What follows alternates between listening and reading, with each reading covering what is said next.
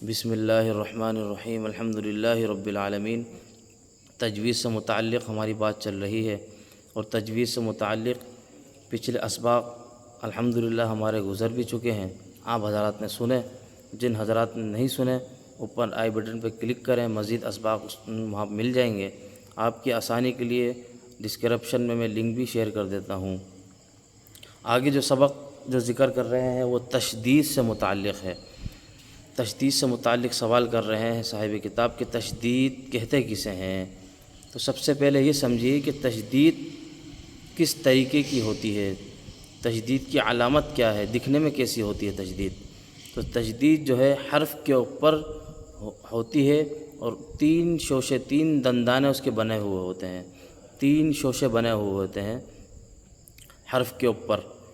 بچوں کو قاعدے کے میں سمجھاتے ہیں تو اسی طریقے سے سمجھایا جاتا ہے۔ قاعدہ جب بچوں کو پڑھاتے ہیں تو حرف کے اوپر جو ہے تین شوشے بنے ہوئے ہوتے ہیں، وہ تشدید کہلاتی ہے۔ آگے جو ذکر کر رہے ہیں کہ تشدید کو کس طریقے سے پڑھا جاتا ہے، یعنی جس حرف کے اوپر تشدید آ جائے تو اس حرف کو پڑھنے کا طریقہ کیا ہے۔ تو جواب میں ذکر کر رہے ہیں، سوال پڑھ لیتے ہیں پہلے کہ تشدید کسے کہتے ہیں۔ جواب: ایک حرف کو دو دفعہ پڑھنا تشدید کہلاتا ہے، اور جس حرف پر تشدید ہو اسے مشدد کہتے ہیں۔ یعنی ایک حرف کو دو دفعہ پڑھنا وہ تشدید کہلاتا ہے، یعنی ایک حرف کو دو دفعہ پڑھنا اس کو تشدید کہتے ہیں۔ جیسے حمزہ با زبر اب، با زبر با، اب با۔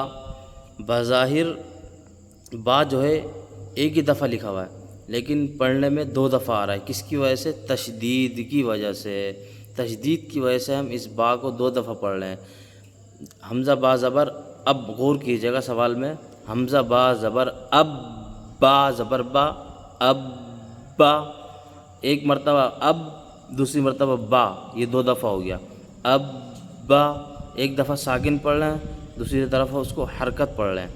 اب یہ ہو گیا ساکن، دوسری دفعہ میں جب با، اب با، ایک دفعہ ساکن پڑھ رہے ہیں، دوسری دفعہ حرکت پڑھ رہے ہیں، یعنی ساکن اور حرکت کو مدغم کر دیا، اس کا نام ہے تشدید۔ ساکن اور حرکت کو مدغم کر دینے کا نام تشدید ہے۔ ایک حرف کو دو دفعہ پڑھنا یہ تشدید کہلاتا ہے، اور تشدید والا حرف ہمیشہ اپنے سے پہلے والے حرف سے مل کر پڑھا جاتا ہے۔ تشدید والا حرف اپنے سے پہلے والے حرف سے مل کر پڑھا جاتا ہے، اور جس حرف کے اوپر تشدید آ جائے اس کو مشدد کہتے ہیں۔ یعنی با کے اوپر تشدید آ جائے، تا کے اوپر تشدید آ جائے، ثا کے اوپر تشدید آ جائے، تو یہ جتنے بھی حروف ہیں ان کے اوپر اگر تشدید آ جاتی ہے تو وہ حرف جو ہے مشدد کہلاتا ہے۔ یہ بات آپ حضرات کو سمجھ میں آ گئی ہوگی تشدید کی، کہ تشدید کیسی ہوتی ہے۔ دوبارہ ریپیٹ کر دیتا ہوں کہ تین دندانوں والی تشدید کہلاتی ہے۔ اس کو پڑھنے کا طریقہ کیا ہے؟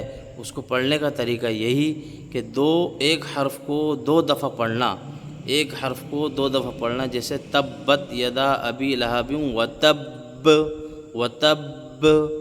تو یہاں پہ جو ہے وتب میں یہاں پہ جو وقف ہو رہا ہے، جس حرف کے اوپر وقف ہو رہا ہے حروف موقوف علیہ کہلاتا ہے۔ جس حرف کے اوپر وقف ہو رہا ہے وہ اس حرف کے اوپر تشدید ہے، لیکن ہمیں اس کو ساکن بھی کرنا ہے اور تشدید بھی پڑھنا ہے، یہ الگ بحث ہے۔ بہرحال سمجھنے کی بات ابھی اس وقت یہ ہے کہ تشدید والے حرف کو دو دفعہ پڑھنا یہ تشدید کہلاتا ہے۔ اب تک کی بات یہاں پوری ہوئی۔ انشاءاللہ اگلا سبق انشاءاللہ اگلی ویڈیو میں ذکر کیا جائے گا۔ والسلام ورحمۃ اللہ وبرکاتہ۔